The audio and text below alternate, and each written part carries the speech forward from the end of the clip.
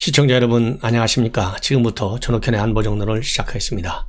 여러분들께 이미 보도해 드린 대로 결국 검찰총장 청와대에서 김오수 전 차관을 임명을 했습니다. 여러분들 잘 아시겠지만은 김오수 전 차관은 전남 영광 출신이고요. 서울대 법대를 나와서 현 정권 들어와서 역대 3명의 법무장관을 모신 분입니다. 그래서 이 박상기 1대, 2대 조국, 3대 추미애, 그리고 이 김오수 신임 총장 내정자의 경우에는요, 기회가 있을 때마다 청와대에서 요직에 등용하려고 많은 시도를 하다가 번번이 실패한 사람이죠. 그래서 감사원의 감사위원, 그 다음에 공정거래위원장, 그 다음에는 금감원장, 또 이 권익위원회 위원장, 이런 장차관급 고위 정무직 인사가 자리가 비어 있을 때마다 거론된 사람인데요. 제가 이미 여러분들께 말씀을 드린 대로 과거에 그런 자리에 앉을 때는 이런 것 저런 것 재볼 것도 많았고, 결국은 대통령이 물론 임명권자지만은요, 임명 과정에서 상당한 반발들이 많았어요. 그 핵심 반발의 원인은 지나치게 정권 편향적이고, 또 이 부처의 성격에 따라서 전문성과 전혀 관계없는 그런 자리에 청와대가 낙관한 식으로 내리꽂는 거, 이런 거에 대한 반발 때문에 임명이 안 됐습니다.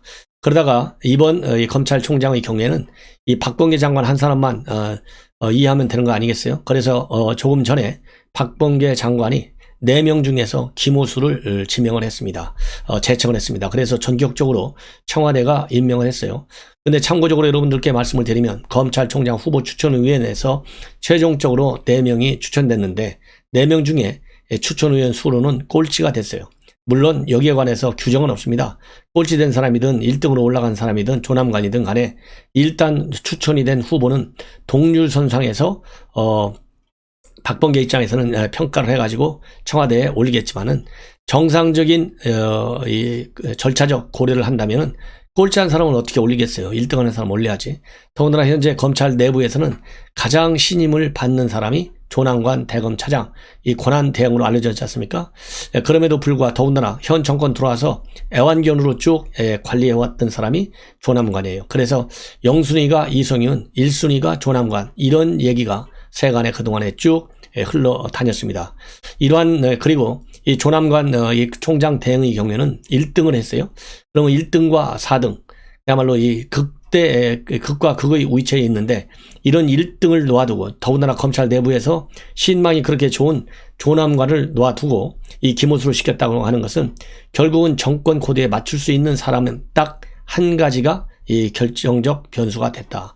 그래서 박범계가 중간에 부인을 했지만은 결국 문재인 대통령한테 정권 코드를 맞출 수 있는 검찰총장이 누구냐, 이 한 가지만 기준으로 보고 이 선발이 지명이 됐기 때문에 검찰 내 외부로부터 많은 이 비판에 직면할 가능성이 매우 크다, 이렇게 생각이 됩니다. 그래서 이렇게 해서 일단 이 법무장관 제청을 받고, 더군다나 박범계가 오늘 출근길에도 말이죠, 언제 지명하느냐, 오늘 중으로 지명이 되느냐, 이런 얘기에 관해서 뭐라고 얘기했습니까? 시간이 걸린다. 그러니까 박범계가 장관이 되자 말이죠, 꼼수에만 아주 밝았어요. 자, 그 대통령의 국정 철학과 연관성이 있느냐 없느냐, 처음에는 있다고 그랬다가 나중에는 슬쩍 꼬리를 내렸어요. 그리고 아까도 말씀드린 대로 오늘 지명하느냐 안 하느냐, 여기에 대해서는 입을 딱 다물고 시간이 걸린다. 그래서 마치 오늘 임명이 되지 않을 것 같은 그런 인상을 우리 국민들에게 줬어요. 그리고 나서는 이 장관실에 가서 바로 제청장을 들고 청와대에 갔습니다. 그래서 청와대에서 오늘 오후에 제청을 하고, 그리고 바로 청와대가 이제 임명을 한 것이죠. 지명을 한 것이죠. 그래서 오늘 청와대 지명 논리를 보면 검찰의 안정화, 그 다음에 검찰 개혁, 이 두 가지를 목표로 해서 했다, 이런 입장을 밝히고 있습니다. 이 박경미 대변인이 밝힌 입장문을 보면요, 김오수 후보자의 경우에는 국민 인권 보호와 검찰 개혁이 말하는 검찰 개혁에 앞장서 왔고, 이 김오수 후보자가 적극적으로 소통을 통해서 검찰 조직 안정화를 기하는 한편 국민이 바라는 검찰로 거듭날 수 있도록 검찰 개혁이라는 시대적 소임을 다해줄 것이다. 그러면서 이 김오수는 대검 과학수사부장과 서울 북부지검장, 법무부 차관 등 법무검찰 주요 보직을 두루 거치면서 풍부한 경험을 쌓았고 법과 원칙에 따라서 엄정하게 처리해왔다. 이런 입장문을 밝혔습니다. 자, 그리고요, 청와대가 그동안에 탈락을 여러 번 했던 이런 사람을 어떻게 이번에 다시 지명을 했느냐, 이런 일각의 지적과 관련해서 청와대 관계자는 뭐라고 입장을 냈냐면, 아카데미 노미네이션처럼 최다 노미네이션이 아닐까 생각한다. 그만큼 다양한 분야에서 역량을 갖췄다는 방증이다. 이런 입장을 내놨는데요. 이거를 뒤집어서 얘기하면 별로 그 자리에 맞지도 않은데 무리하게 밀어붙였다. 이렇게 해석하는 것이 맞는 것 같아요. 아카데미 노미네이션의 경우에는 그야말로 훌륭한 배우들이 거론이 되지 않습니까? 그런데 과연 김호수가 그 정도로 훌륭한 자질과 역량을 갖췄느냐? 그렇지 않은 것 같습니다. 그렇기 때문에 제가 아카데미 노미네이션처럼 이렇게 비유한 것은 지나친 비약이다. 이런 이 해석을 하지 않을 수가 없습니다. 비판을 하지 않을 수가 없네요. 자, 그러면 오늘 지명된 김호수 차관 이 총장 후보자는 어떤 입장을 냈는지 짧게 한마디만 하고 바로 오늘 서울고검청사에 마련되어 있는 사무실로 직행을 했다고 합니다. 자, 그러니까요, 이 여권 안에서는 이미 김호수가 다 내정이 되어 있었고 언론에 발표만 하는 거예요. 그러니까 청와대가 지명하자마자 고검청사에 사무실을 마련해서 바로 이 사무실에 들어가서 청문 준비를 한 거 아니겠습니까? 당연히 뭐 그렇게 또 해야 되겠죠. 예.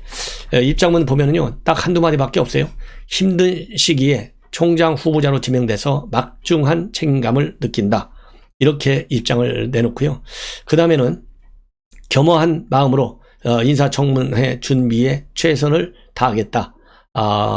그러면서 감사하다. 이렇게 짧게만 얘기하고 바로 언론과의 질의답변 이 세션은 갖지 않은 것으로 알려지고 있습니다. 이 얘기는 결국 뭡니까? 김호수가 오늘 지명을 받았는데 얘기 길게 해봐야 손해볼 것밖에 없잖아요. 그리고 떳떳하지도 못하지 않습니까? 왜냐하면 전 국민이 다 알아요. 검사 추천 후보에서 4등으로 간신히 막차를 타고 이 이름을 올렸다. 그리고 그동안에 여러 차례에 걸쳐서 그야말로 그들이 얘기하는 아카데미 노미네이션처럼 많이 거론됐는데도 불구하고 임명을 못 받았다라는 얘기는요, 항상 우리가 대화할 때 그러나 다음에가 굉장히 중요하잖아요. 이러이러한 점에서 좋다. 그러나 이러이러한 점이 나쁘다. 할 때 이러이러한 점이 나쁘다. 안 좋다. 이런 것 때문에 여러 차례 거론이 됐음에도 불구하고 그 추천된 자리에 가지 못했어요. 그렇다고 본다면 뭔가 하자가 있는 사람이 아니냐. 더군다나 이번 검찰총장 임명 과정에서 보면 맨 먼저 조국이 들어섰을 때부터 이 윤석열 총장이 조국을 수사하고 나서니까 윤석열 총장을 빼놓고 별도의 특별수사팀을 꾸리는 게 좋겠다. 이런 이 공작적 사고를 했던 사람이 바로 김오수예요. 이러니 앞으로 이 정권의 실세들과 연계되어 있는 수사 사건들이 다수 지금 현재 계류되어 있는데요. 이런 사건 우리가 이제 기대할 필요성조차 없어졌다. 이런 생각이 들고요. 과연 이성윤보다 더한 깔아뭉개기 작업을 할 것인지, 좀 덜하면서 박범계 같이 꼼수를 두면서 할 것인지 우리가 지켜봐야 되겠다는 생각이 들고, 더 이상 깔아뭉개지 못하도록 하기 위해서는 우리는 제대로 된 비판과 압박을 가야 된다. 이런 말씀을 드리면서 시청자 여러분들께서 그러한 압박 전선, 이 비판 전선에 동참해 주실 것을 당부를 드립니다.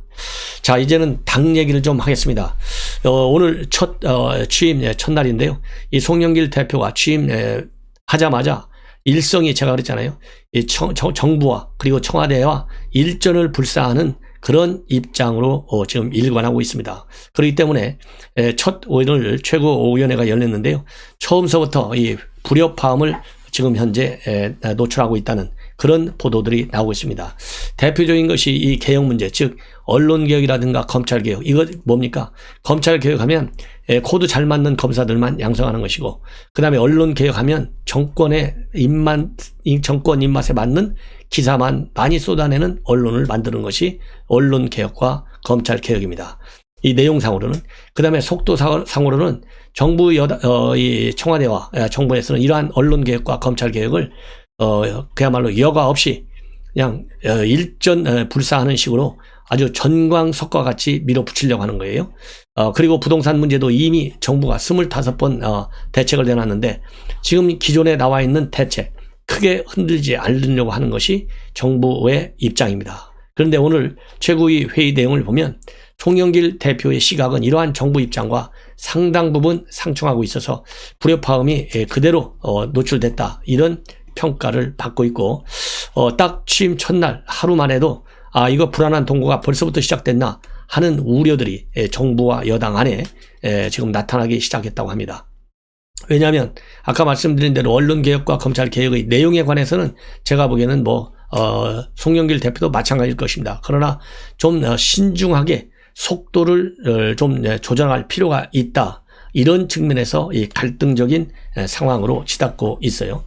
그 다음에 또 하나는 말이죠.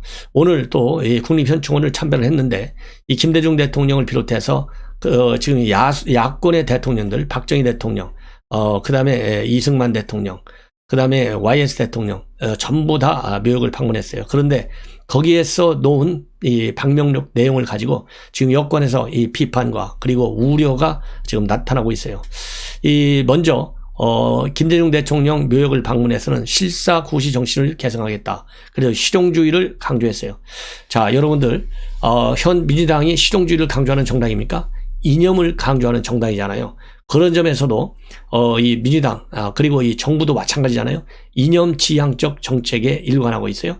이 경제정책, 외환도 정책에 있어서. 자, 그렇다고 한다면 DJ 대통령, 예를 들자면 미국과 이 동맹을 중시하는 입장이었지 미국을 쳐내는 입장이 아니었어요. 그러나 문재인 정권은 미국을 쳐냅니다. 다만 북한에 있어서는 비슷한 정책으로 일관하고 있죠. 그렇지만은 어쨌든 간에 송영길 대표는 실용주의를 강조하고 나섰습니다. 이런 점에서도 이념을 중시하는 현 정권, 즉 문재인 대통령 그리고 정부 이 방향과는 상치되는 측면이 있고요. 그 다음에 이 방명록에 남긴 글, 이런 것도 지금 상당히 우려스러운 그런 평가를 받고 있어요. 왜냐하면 이승만 전 대통령 관련해서는 3.1 독립운동, 또 임시정부, 그 다음에 1948년 대한민국 정부 수립에 기여한 애국 독립정신을 기억한다, 이렇게 얘기하고 있고, 박정희 대통령과 관련해서는 자주국방, 공업 입국, 이런 헌신을 기억한다, 이렇게 되어 있습니다. 그래서 당 안팎에서는 통합과 화합 행보라는 의지가 나오고 있어요. 비교적 이 긍정적인 평가가 나오고 있는데요. 과거에 민주당의 신임 지도부는 전직 대통령들의 묘역은 방문했어요. 묘역을 방문하기는 했지만은 방명록에는 글을 안 남겼다고 합니다. 그런데 이렇게 직설적으로 송영길 대표가 방명록에까지 글을 올려놓은 걸 가지고 지금 여권 내에서 불만의 목소리가 나오고 있다. 그리고 아까 말씀드린 대로 이 언론개혁과 검찰개혁 내용과 관련해서 상당한 우려가 제기되고 있고요. 그 다음에 최근에 이번 본인이 대표가 되면서 당직 인선을 하고 있는데 친문계통보다는 비주로 분류되는 의원들을 대거 발탁함으로써 또 갈등 요인이 되고 있다고 합니다. 참고적으로 대표 비서실장에는 김용우 의원을, 수석 대변인과 대변인에는 고용진 그리고 이용빈 의원을 임명했다, 이렇게 밝히고 있고요. 그 다음에는 이 최고위원들 오늘 이제 처음 열렸는데요. 송영길 대표야말로 이 비문으로 그동안에 쭉 개파 분류를 하면 분류가 됐었고요. 그 다음에 오늘 최고위원들은 거의 다 친문 인사 일색입니다. 그래서 오늘 또 이 당신과 민심의 결의가 있느냐 없느냐를 가지고 최고위원들 상당히 결의가 없다, 이렇게 밀어붙였다고 합니다. 그래서 검찰개혁, 언론개혁, 부동산 투기 근절을 위한 개혁 과감하고 속도감 있게 추진하겠다. 그리고 특히 검찰개혁 투기를 신속하게 활성화할 수 있도록 하겠다, 이런 입장들을 보여줬고요. 그 다음에 강병원 최고위원 같은 경우에도 재보궐선거 이후에 종부세가 패배의 원인인 양 나오는데 이거는 시장에 잘못된 신호를 보낼 수가 있고 부동산가 폭등의 재발 위험이 있다, 이렇게 경고하고 났습니다. 그리고 또 일부 강성 권리 당원들은 당 게시판에 박정희의 헌신을 기억한다니 야당 대표가 맞느냐, 이런 이 비판들이 지금 쇄도하고 있다는 그런 이 보도가 나오고 있습니다. 자, 그러다 보니까 지금 현재 여러분들 잘 아시다시피 송영길 대표가 어느 정도까지 청와대 그리고 정부와 이 민심의 반영, 즉 민심과 당심의 괴리를 더 좁혀주기 위해서 취하는 여러 가지 입장들, 이것이 많은 갈등 국면으로 이어질 가능성이 그 어느 때보다도 커지는 것이 아니냐, 이런 생각이 듭니다. 이제 마지막으로요. 오늘 조선일보 칼럼입니다. 이 김영수 영남대 교수, 정치학과 교수인데요. 이 김영수 교수가 쓰는 칼럼 보면은 굉장히 유익한 칼럼입니다. 가짜 진보의 황혼이다. 그래서 이 현 문재인 정권은 이제 가짜 진보라 이거죠. 가짜 정보, 진보 이제 갈 때까지 갔다. 바꿔쳐야 되겠다. 이런 의견으로 칼럼을 쓰고 있는데요. 아주 잘 돼 있어요. 이 칼럼 가짜 진보의 황혼. 황혼이라는 것은 이제 하루가 다 끝나는 거 아니겠어요? 그래서 이 가짜 진보 시대를 빨리 막을 내려야 되겠다. 그런 글을 쓰고 있습니다. 그러면서 핵심 내용을 여러분께 말씀을 드리면, 보수가 산업화를 성취했다면 진보는 민주화를 이끌어가지고 두 날개를 가지고 대한민국이 지금까지 70년간의 기적의 역사를 써왔다는 것이죠. 그렇지만은 지금까지는 이게 그대로 믿을만 했어요. 그런데 지금 현재 좌파들의 얘기하는 이 민주주의, 특히 문재인 정권의 민주주의는 굉장히 낯설다. 왜냐하면 문재인 정권 아래서는 헌법이라든가 법치주의, 삼권 분립, 언론 자유 등이 너덜너덜해졌기 때문이고, 처음에는 이거를 심한 일탈로 정도로 생각했는데, 이 윤석열 사태에서 보듯이 민주적 통제라는 명문하에 민주적 절차를 사정없이 유린하는 것을 보고 이제는 의심이 들지 않을 수 없다는 겁니다. 그래서 정당성만 있으면 절차는 아무래도 괜찮은 듯이 밀어붙이고 있는데, 이거는 완전히 잘못된 것이다. 그리고 이 586 운동권 세력, 태생이 본래부터 민주주의가 아니다. 이거를 우리가 잘 알아야 된다. 이렇게 강조하고 있습니다. 그러면서 1980년대부터 막스주의가 학생운동을 우리 한국에서는 장악했는데, 이것이 막스주의 계통의 학생운동이 PD계예요. 뭐 여러분들 잘 아시겠지만. 그리고 NL계는 1986년도부터 바로 북한을 추종하는 NL계가 운동권을 석권했어요. 그래서 이 NL계 출신들이 민주당에는 많고 PD계는 정의당에 많다. 이렇게 보고 있습니다. 그리고 젊었을 때 이러한 이 운동권들은 모두가 자유민주주의를 부르주아 민주주의로 경멸했어요. 그래서 껍데기, 즉 절차만 민주주의다. 이렇게 비판했는데요. 그나마 PD 계열은 이 지적으로는 치열했고 논쟁적이었지만은 이 NL 계열은 처음부터 김정일의 주체사상에 대해서 주체사상을 갖다가 바이블처럼, 주체사상에 대하여라는 책자를 바이블처럼 외우고 다녔다.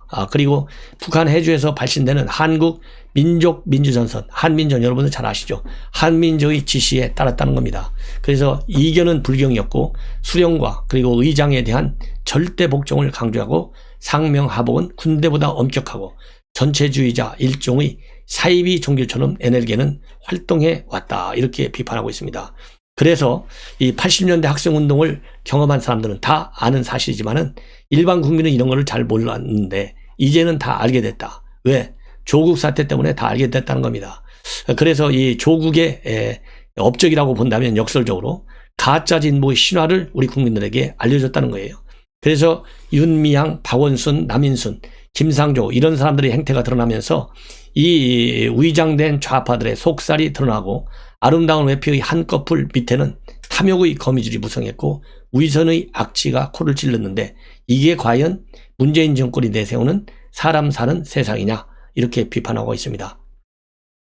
그리고 그래서 1980년대 학생운동과 지금의 가짜 진보 그리고 팬덤 현상에는 공통점이 있다 이렇게 지적하고 있는데요. 바로 뭐냐? 생각하지 않는 거. 이것이 공통점이라는 거예요. 해나 아렌트는 그것을 20세기 전체주의 기원이라고 보았고 에리 프롬이 말한 자유에서의 도피이기도 하다 이렇게 보고 있습니다. 그리고 스스로 생각하는 대신에 우상을 따르고 떼지어 약자를 괴롭히는 특성을 지금 가짜 진보들은 가지고 있어요. 즉 현 문재인 정권이 86세대를 의미하는 것이다 이렇게 보시면 됩니다. 그걸 고상하게 민주적 통제라고 이름 붙여서 우리 국민들에게 억압하고 자유민주주의를 짓밟고 있다 이런 거를 비판하는 거예요. 그래서 지금 한국의 진보는 이제 황혼기에 들어서 있다는 겁니다. 그래서 40년 가짜 진보 시대가 끝나가고 있다 이렇게 결론을 내리고 있어요. 왜냐하면 1980년도부터 시작하면 지금 40년 됐지 않습니까? 그래서 내년 선거를 계기로 해서 가짜 진보의 시대에 종식을 고하도록 우리가 이론적인 면에서 그리고 정보적인 측면에서 많은 무장을 해야 된다는 생각이 들어서 이 본 칼럼을 여러분께 소개해 드렸습니다. 시간이 있는 분들은요, 조선일보 오늘자 칼럼입니다. 가짜 진보의 황혼, 김영수 영남대 교수의 칼럼 꼭 전량 읽어봐 주실 것을 당부드립니다. 이것으로 제 방송을 마치고 또 이어서 중요한 뉴스 여러분들께 보도해 드리도록 하겠습니다. 대단히 감사합니다.